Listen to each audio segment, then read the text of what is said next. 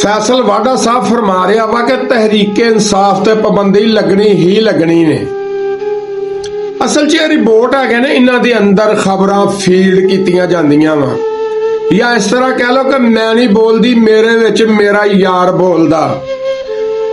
वाडा साहब तुसी सैनट दा इलैक्शन ते जित लिया, उस तो बाद तुसी शायद अपने आप नूं वाडा नहीं डाडा समझदे जो।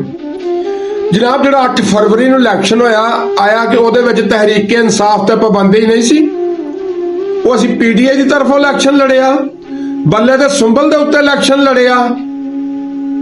तानूं असीं टींडियां ना, करेलियां ना, जुत्तियां ना, चिमटियां दे नाल, बोतलां दे नाल, हर चीज नाल तानूं जलील कीता, मगर तानूं लगदी नहीं।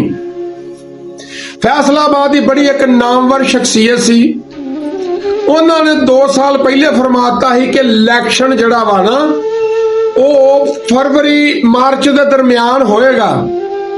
ना तो नजूमी सी, ना तो मलाह सी, ओहदे अंदर भी खबर फीड हैगी सीगी।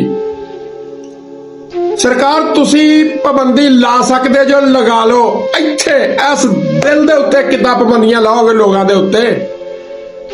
ਇਹ ਜਿਹੜੇ ਬੱਚਿਆਂ ਤੋਂ ਲੱਗ ਕੇ ਵੱਡਿਆਂ ਤੱਕ ਤੇ ਵੱਡਿਆਂ ਤੋਂ ਲੱਗ ਕੇ ਬਜ਼ੁਰਗਾਂ ਤੱਕ ਇਹ ਸਾਰੇ ਦਿਲ ਖਾਨ ਸਾਹਿਬ ਦੇ ਨਾਲ ਧੜਕਦੇ ਨੇ।